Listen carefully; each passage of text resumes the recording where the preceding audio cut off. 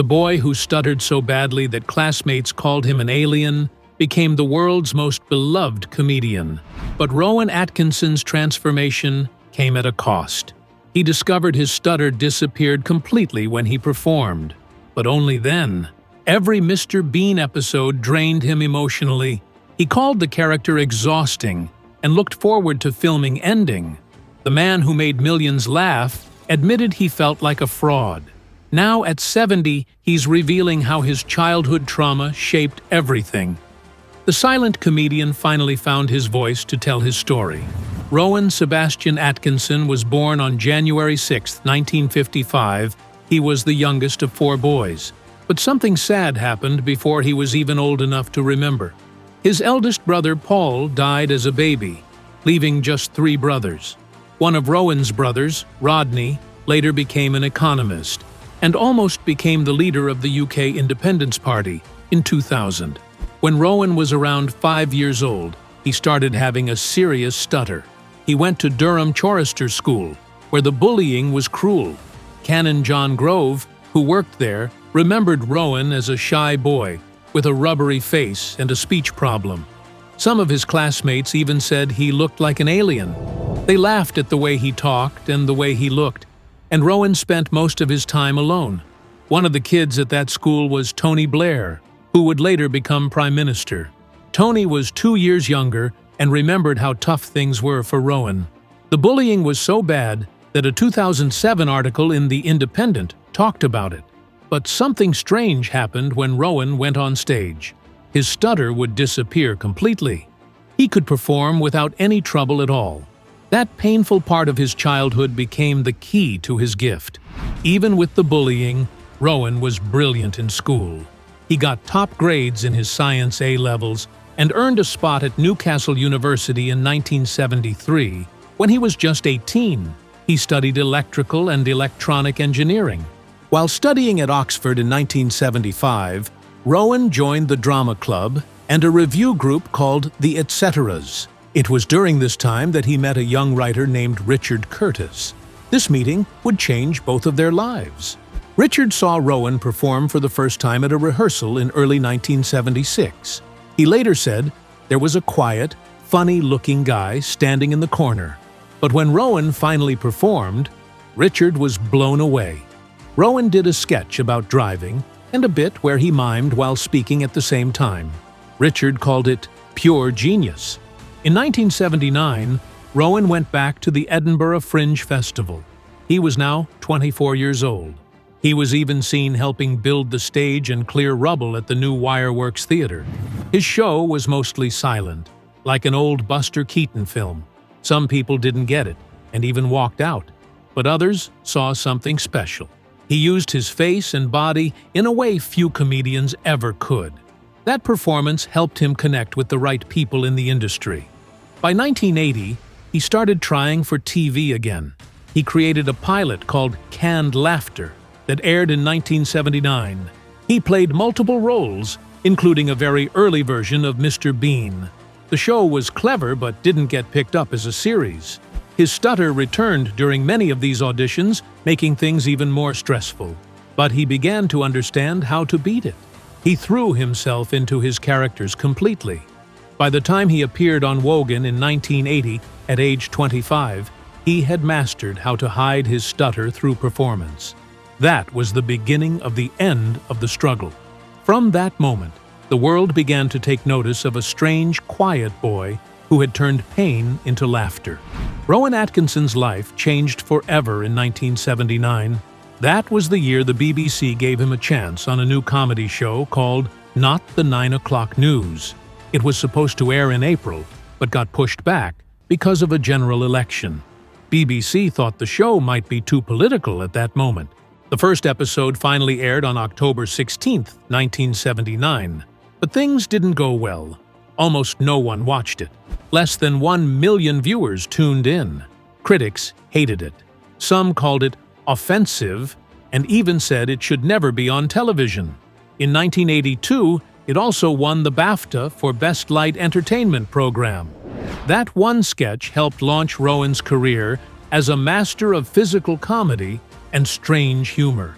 It also set the stage for his future roles in Blackadder and Mr. Bean. In 1981, something even more surprising happened. The show released a comedy song called I Like Trucking as part of the album Hedgehog Sandwich. The song became a hit. No one expected Rowan, who had no music background, to be part of a charting single. But he was. All 4 cast members sang it together, and Rowan actually drove the truck in the sketch himself. He wasn't pretending. He held a real Class 1 lorry license at the time. That small fact made the sketch even more authentic and funny. The song was released as a single under BBC Records and became popular enough to be featured on BBC compilations later. It proved that Rowan wasn't just a sketch comedian, he could do more. He could sing, act, drive, and entertain across different formats. On June 15, 1983, Rowan launched The Blackadder. It was a wild idea. He co-created it with Richard Curtis, the same man he had worked with during Not the 9 O'Clock News. They imagined a world where Richard III had won the Battle of Bosworth Field.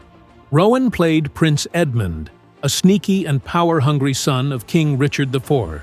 They shot at Alnwick Castle and used huge sets and costumes. The show was a big gamble. It was even part-funded by Australia's 7 network. They added a joke in the credits, saying, "Additional dialogue by William Shakespeare," just to poke fun. It was a creative leap, but it was also very expensive. The costs were so high that after the first series, the BBC nearly cancelled it. Rain kept ruining the shoots. The castle filming dragged on. The period costumes and giant cast lists blew up the budget. Reviews weren't even that good. Critics thought it wasn't as funny as Rowan's earlier work. Only one thing saved it: the International Emmy the show won. That award gave the BBC enough confidence to give it another chance. Rowan later said that what they had in the 1980s couldn't be recreated again. That was a special time. Then came Mr. Bean. The first episode aired on January 1st, 1990, and it was watched by 13.45 million people. Rowan had created the character years earlier while studying at Oxford. He barely spoke as Mr. Bean, which made it perfect for global audiences. The show was sold in 245 countries. One episode, The Trouble with Mr. Bean, was watched by 18.74 million people. It became one of the most popular comedy shows in the world. People didn't need to understand English to laugh. The physical comedy crossed every barrier. But behind all that laughter was something darker. Rowan was suffering. He admitted he didn't enjoy playing Mr. Bean. It was stressful. It drained him. He said the responsibility felt heavy, and that he often looked forward to the end. Since the character barely talked, Rowan had to express everything with his body and face. That took an emotional toll. What the world saw as simple comedy was actually a painful performance for the man behind it. In 1997, Mr. Bean made it to the big screen. The movie Bean made over $251 million worldwide. Of that, more than $205 million came from international markets. In Australia, it opened at number 1 with $3.1 million. In the UK, it broke opening records by making $2.5 million. In Germany, it earned over 12 million Deutsche Marks in its first weekend. It became the fastest UK movie to reach $100 million even before releasing in the United States. But all that success only made Rowan feel more tired. He was already struggling with the character, and now the world wanted more of it. In 2002, he found a solution. He started Mr. Bean, the animated series. It began on March 2nd and ran until November 1, 2004. The show had 52 episodes. This format was a relief. Rowan only had to do the voice. No more exhausting physical work. The show became popular with children and moved to CITV. It introduced new characters and stayed true to the original. The animated version kept Mr. Bean alive without hurting Rowan's health. The series kept running, and by 2024, it was still being made.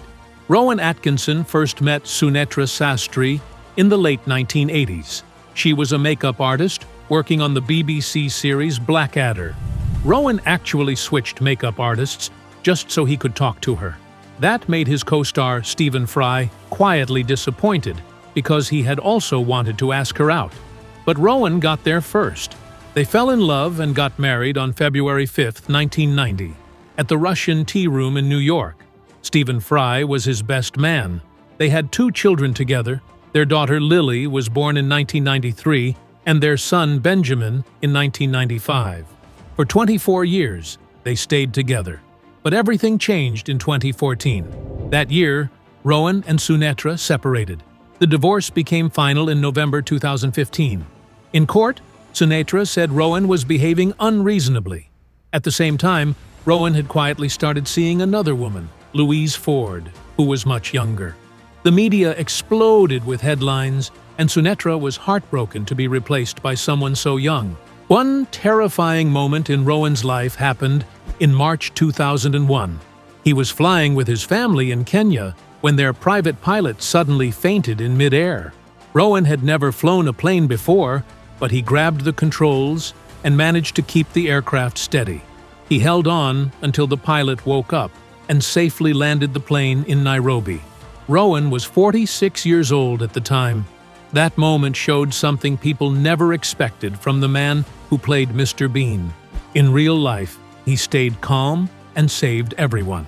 In 2013, while acting in a play called Quartermain's Terms, Rowan began a new relationship. He was 58 years old. His co-star Louise Ford was 31. She left her boyfriend, comedian James Acaster, to be with Rowan. Their age difference was 27 years, and many people called it a scandal. The news broke in 2014, around the same time Rowan separated from Sunetra.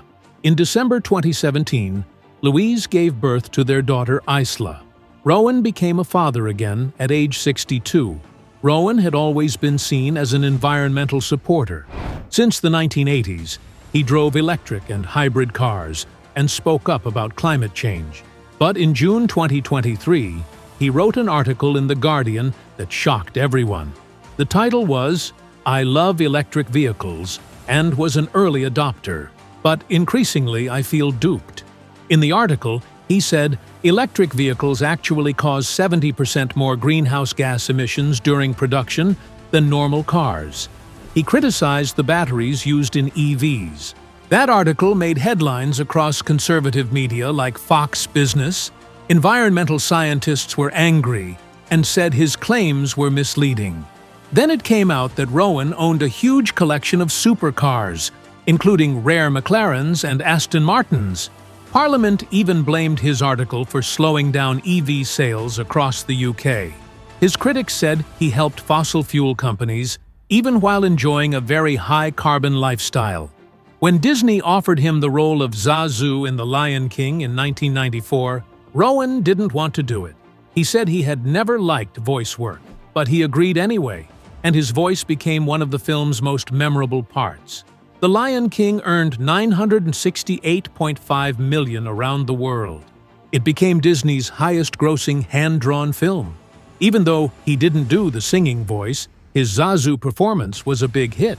He didn't return for the 2019 remake, which still made $1.6 billion. Fans missed him. It was one of those strange moments where something he didn't want to do became one of the biggest wins of his career. In September 2024, a fan theory about Mr. Bean finally got confirmed. For years, people believed he was actually an alien. That theory turned out to be true in the animated episode Double Trouble. Mr. Bean meets clones of himself inside a spaceship. Screen Rant said the show officially confirmed he was not from Earth. Even the original show's opening hinted at it. Bean falls from the sky while a Latin chant plays saying, "Behold the man who is a bean." His name was just Mr., with no first name, like aliens didn't understand how humans are named. Rowan had hinted at it once in 1993, but now it was part of the story. Fans were shocked, but excited to know the truth. Even with all his self-doubt, Rowan's award record is impressive.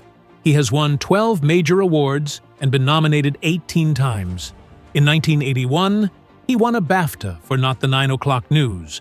and a Laurence Olivier Award for Rowan Atkinson in Review. In 1990, he won Best Light Entertainment Performance for Blackadder Goes Forth. Mr. Bean alone got him 4 BAFTA nominations between 1991 and 1994.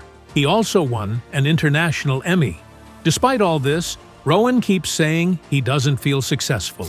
He questions himself constantly. But for fans around the world, there's no question. He's one of the greatest ever.